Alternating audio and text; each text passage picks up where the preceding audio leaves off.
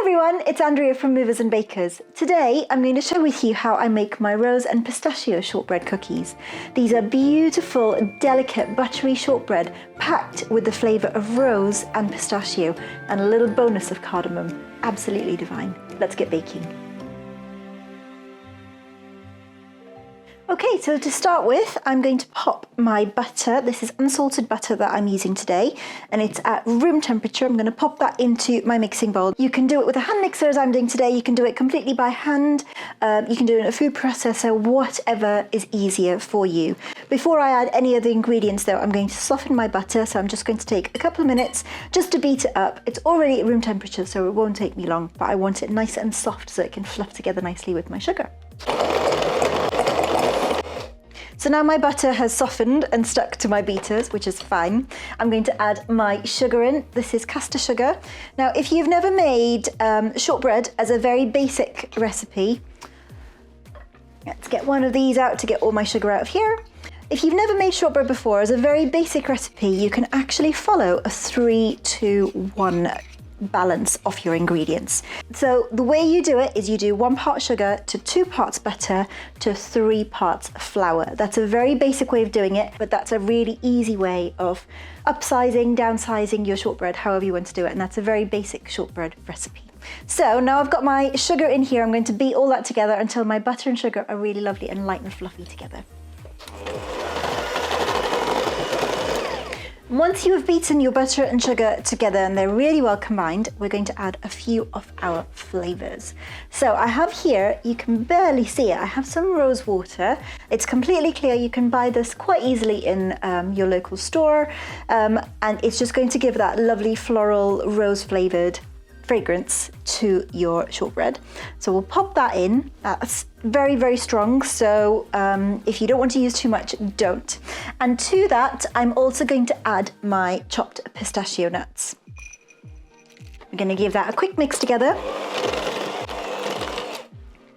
And now that took me about 10 seconds to mix together. That's all I'm going to do. So now that that's done together, I'm going to add in my cardamom powder. You can buy this already as a powder, or you can use fresh cardamom and crush it at home yourself. I find if I crush fresh cardamom that I need to use less of it, whereas if I buy it when it's already powdered, I need to use a little bit more. I find the flavours less strong with shop-bought cardamom powder. Just be mindful of that when you come to using it.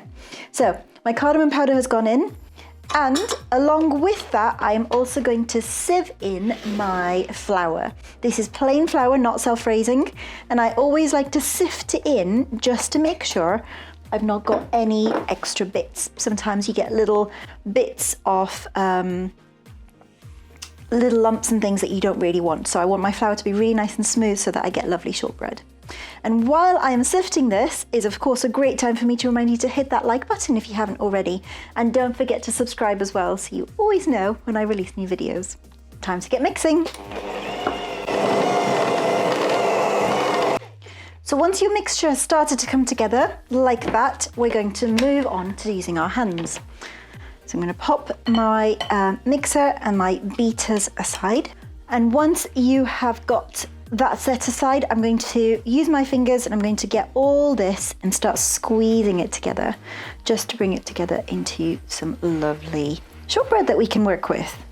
Now, if like me, you've got a rather small bowl for doing this, feel free to tip it out onto a clean work surface and squeeze it all together on your table. Now, one of the important things to remember when you are making shortbread is you actually want to keep, one of the rules is that you want to keep your dough as cold as possible. Now, obviously my butter that I've used is room temperature and I'm handling it quite a lot, as you can see, squeezing it all together. So it's getting quite warm. So the reason that I chill it before I bake it is so that I can get that butter back down to being nice and cold. And that's going to serve a couple of purposes. That allows my gluten in my flour to rest so that it's not tight and tough, so you get a lovely, soft, not really dense shortbread. But it also means because my butter is going to be cold, my cookies are not going to spread out as much as they are baking. They're going to hold their shape a lot better. So once I have brought all this together, we're going to roll it out and stamp our cookies. So once you've brought your dough together, I'm going to pop a little bit of flour on my work surface, and that's just going to stop my dough from sticking to the bottom and make it easier for me to pull up my cut out pieces of biscuit. Make sure you put a little bit of flour on the top as well so it doesn't stick to your rolling pin. We're going to roll it out to about 1/4 inch thick. Another way you can make sure it doesn't stick is just every so often, after a couple of rolls, just pick up your dough and just give it a bit of a turn. Because as it spreads out, obviously it's going to have more of the stickier, softer, butterier part come into contact, so it's more likely to stick. Don't worry if it's not even, because we're not there yet. Don't worry if it crumbles, as mine has, because we don't have to use it. And once you have got to the thickness that you want, you're just going to stamp out your cookies and then squidge all your dough back together and get it all together and re-roll it, and keep doing that until you've used up all your dough. Now there's a few different ways you can do this. I have made, if you've seen my other videos, I have made a chocolate and orange shortbread and shared that with you. You can check that out here if you haven't seen it before. With that one, I've made my dough in a similar way, but I rolled it into a log and then I sliced it, and that's how I got my discs off my cookies. This one's doing it a different way, so I'm rolling it out and I'm cutting it. I'm using a fluted cutter, as you can see. So I'm going to stamp my cookies out, and then once I have stamped out all of my cookies, they're going to get put onto a baking tray and go into my fridge to chill out. Now, I like to chill my dough for at least an hour before I bake it. You can leave it longer if you want to, but I would definitely leave it long enough for the butter to go back to being a solid state. And that's going to help your cookies hold their shape much better. So I'm going to finish off with this and pop it in the fridge and then bake them, and I will see you on the other side with baked cookies. Right, so my cookies are baked and they have cooled down, and now it's time for some decorating. So I'm going to grab a cookie. I've got here some white chocolate that I've melted down, and I'm going to dip half of my cookie or so, maybe even a third, into my white chocolate. So I've dunked about a third or so of my cookie into my white chocolate. I'm going to pop it onto a baking sheet lined with some parchment paper.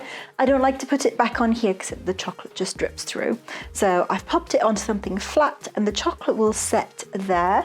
But before my chocolate sets, I'm going to just decorate the white chocolate as well. So I've got some more chopped pistachios here. I'm going to sprinkle some chopped pistachios on top. And seeing as they are rose cookies as well, I thought I would put some dried rose petals on.